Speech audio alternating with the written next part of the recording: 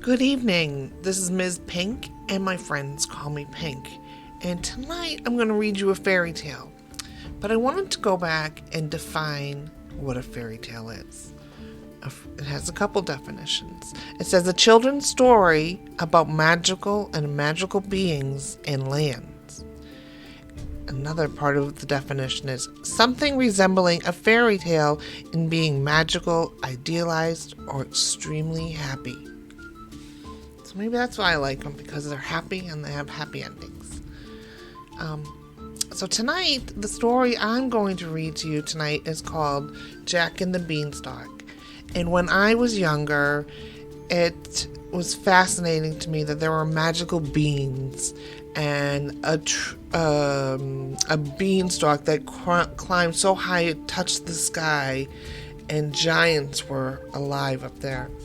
So Jack and the Beanstalk has been probably retold many, many, many times, and many people have rewritten it. And folk tales and fairy tales were first stories told by word of mouth.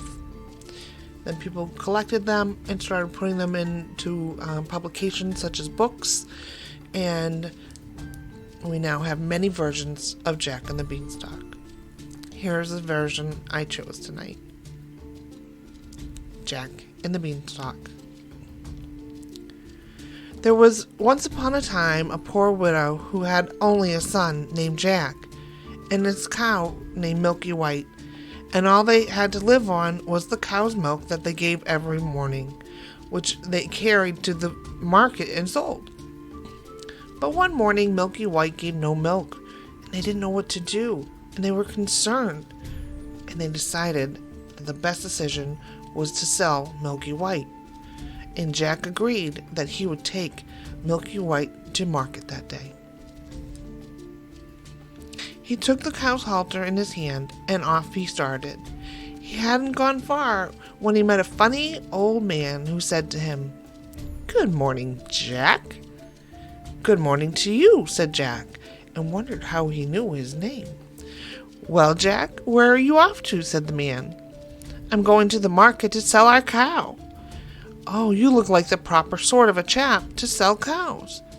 "And," said the man, "I wonder if you know how many beans make 5. "2 in each hand and 1 in your mouth," Jack said, as sharp as a tack. "Right you are," said the man, "and here they are, the very beans themselves." He went on, pulling out of his pocket a number of strange-looking beans. "As you are so sharp," he said, "I don't mind doing a swap with you and your cow for these beans." "No way," said Jack. "Ah, you don't know what these beans are. If you plant them overnight, by morning they'll grow high up into the sky." "Really?" said Jack. "You don't say so." "Yes, that is so, and if it doesn't turn out to be true, you can have your cow back." "Okay," said Jack, and he hands over Milky White for the pocket of the beans. Back goes Jack home, and he hadn't gone very far. It wasn't dusk by the time he got home to the door. "Back already, Jack?" said his mother. "I see you haven't got Milky White, so you sold her. How much did you get for her?" "You won't believe it, Mother," said Jack. "No, you don't say. Good boy. 5 pounds? 10? 15? No, wait, it can't be 20. I told you, you couldn't guess. What do you say to these beans?" "They're magical. Plant them overnight and—" "What?" said his mother. "Have you been a fool? What a fool! You've given Milky White away for a handful of beans? And he was prime beef for sure? Take that! Take that!" as she threw the beans out the window. "Now off to bed with you, and with no supper or no drink." So Jack went upstairs to his little room in the attic, sad and sorry, for he was sure that for his mother's sake was loss of his supper. At last he drifted off to sleep. When he woke up, the room looked so funny. The sun was shining into part of it, and yet all the rest of it was quite dark and shady. So Jack jumped up, dressed himself, and went to the window. And what do you think he saw? Why, the beans his mother had thrown out into the garden had sprung up in a beanstalk, which went up, up, up, up until it reached the sky. So the man had spoke the truth after all. The beanstalk grew up quite close to Jack's window, so all he had to do was step out and start to climb, just like a ladder. And he climbed, and he climbed, and he climbed, and he climbed some more, and then he climbed, and he climbed, and he kept climbing, until finally he reached the top. And there was a road straight as an arrow ahead of him. It took him to this great big castle. And outside, standing out front, with her arms held to her chest, was a giant woman. And he said, "Ma'am, may I have something to eat?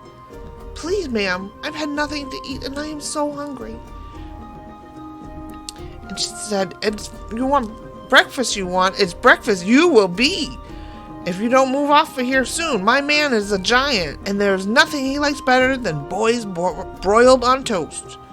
You'd better be moving, or he'll be home soon." "Oh, please, ma'am, do give me something to eat. I've had nothing to eat since yesterday morning, really and truly, ma'am," says Jack. "I may as well be broiled as die of hunger." Well, the giant's wife wasn't half as bad as she put on. So she took Jack to the kitchen, gave him a chunk of bread, some cheese, and a jug of milk. But Jack hadn't had half finished those when the whole house began to tremble, and it was the noise of someone coming. "Goodness gracious me, it's my old man," said the giant's wife. "What on earth shall I do? Come along and jump in here." And she bundled Jack into the oven just as the ogre came in. He was a big one, to be sure. At his belt held 3 calves hung up by their heels, and he unhooked them and threw them down on the table and said, "Here, wife, broil me a couple of these for breakfast." "Ah, what's this I smell?" "Fee, fi, fo, fum. I smell the blood of an Englishman. Be he alive or be he dead, I'll grind his bones to make my bread." "Nonsense, dear," said the wife. "You're dreaming, or perhaps you smell the scraps of the dear little boy you liked so much for yesterday's dinner. Here you go, have a wash up and tidy up, and it'll be time for you to come back and your breakfast will be ready for you." So off the ogre went, and Jack was going to jump out of the oven and run away when the woman told him not to and said, "Wait till he's asleep," she says. "He's always taking a nap after his breakfast." Well, the ogre had his breakfast, and after he goes to his big chest and takes out a couple of bags of gold, and down he sits and counts till at last his head begins to nod, and he began to snore until the whole house shook again. Then Jack crept out on tippy-toe from his oven, and he was passing the ogre. He took one of the bags of gold and put it under his arm,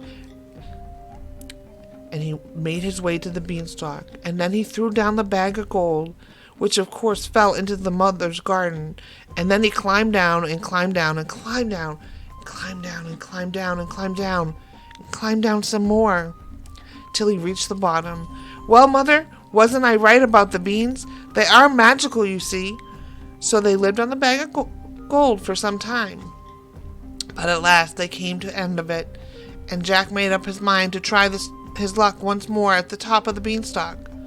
So one fine morning he rose up early and got onto the beanstalk and climbed and climbed and climbed and climbed and climbed and climbed and climbed some more until he got to that road that was straight as an arrow right to the giant castle.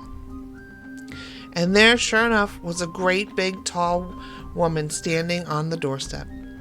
"Good morning, ma'am," said Jack, as bold as tacks. Could you be so kind as to give me something to eat? Go away, my boy, said the big, tall woman, or else my man will eat you up for breakfast. But aren't you the youngster who came here once before? Do you know that very day my man missed one of his bags of gold? That's strange, said Jack. I dare say I could tell you something about that, but I'm so hungry I cannot speak till I've had something to eat. Well, the big tall woman was so curious that she took him in and gave him something to eat. But he had scarcely begun munching it as slowly as he could when then they heard the giant's footsteps, and his wife told Jack to hide in the oven. All happened as it did before. In came the ogre, and he, as he did before, said fee, fi, fo, fum, and had his breakfast of 3 broiled oxen. Then he said, Wife, bring me my hen that lays the golden egg. So she brought it to the giant and said, Lay! And the hen laid a golden egg. And then the ogre began to nod his head and began to snore till the house shook. Then Jack crept out from the oven on tiptoe and caught on the golden hen, and was off before you could say Jack Robinson. But this time the hen gave a cackle and woke the ogre, and passed as Jack got out of the house and was calling, Wife, what have you done with my golden hen? And the wife said, Why, my dear? And that was all Jack heard, for he rushed off to the beanstalk, climbed down, like the house was on fire. And when he got to the home, he showed his mother the wonderful hen and said, Lay! And it laid a golden egg every time he said lay. Well, Jack was not content. It wasn't very long before he was determined to have another try at his luck up there at the top of the beanstalk. So one fine morning he rose up early and got out of bed and climbed the beanstalk, and he climbed, and he climbed, and he climbed, and he climbed, and he climbed, until he got to the top, where the road was straight as an arrow to the great big castle. And when he got there, he waited behind a bush till he saw the giant's wife come out with a pail to get some water. And then he crept into the house and got into the copper. He hadn't been in there long before he heard,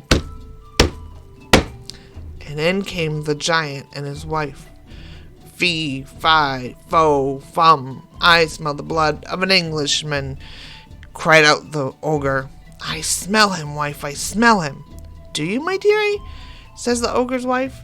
Then if that little rogue had stolen your gold and your hen, he's sure to have got into that oven. And they both rushed to the oven, but Jack wasn't there, luckily.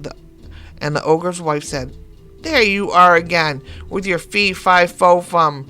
Why, of course, it's the boys you caught in last night, and that I have broiled for you for breakfast. How forgetful I am, and how careless you are not to know the difference between live and dead after all these years. So the ogre sat down to breakfast and ate it. But every now and then he would murmur, Well, I could have sworn. And he got up and he would search the cupboards and everything, and only luckily he didn't think of the copper. After breakfast was over, the giant called out, Wife, bring me my golden harp. So she brought it and put it on the table before him, and he said, Sing. And the golden harp sang most beautifully. And it went out singing till the giant fell asleep and commenced to snore like thunder. Then Jack lifted up the copper lid and very quietly got down like a little mouse and crept on hands and knees until he came to the table, when up he crawled, caught hold of the golden harp, dashed toward the door. But the harp called out quite loud, Master, master! and the ogre woke up just in time to see Jack running off with his harp. Jack ran as fast as he could, and the ogre came running after, and he soon would have caught Jack, only Jack had a head start and dodged him a bit and knew where he was going. When he got to the beanstalk, the giant was no more than 20 yards away when suddenly Jack disappeared. And when he came to the end of the road, he saw Jack underneath, climbing down for dear life. Well, the ogre didn't like that, trusting himself too much to that ladder of that beanstalk. And the golden harp cried out again, "Master, master!" Down climbs Jack, and after him climbed the giant. By this time, Jack had climbed down and climbed down and climbed down and climbed down and climbed down. He was very nearly home, and he called out, "Mother, mother, bring me the axe, bring me the axe!" And his mother came rushing out with the axe to use it, and it was in her hand, and to use it on the beanstalk. For there she saw the giant with his legs just through the clouds. But Jack jumped down and got a hold of the axe and gave a chop at the beanstalk, which cut it in two, and the giant felt the beanstalk shake and quiver. So he stopped to see what was the matter. Then Jack gave another chop with the axe, and the beanstalk was cut into two, and the beanstalk toppled over. Then the giant fell down and broke his crown, and the beanstalk came tumbling after. Then Jack showed his mother the golden harp, and what with showing that and selling the golden eggs, Jack and his mother became very rich. And he married a princess. And of course, they lived happily ever after. Thank you for staying and listening to Jack and the Beanstalk with me. I hope you enjoyed it. And until next time, keep pushing play.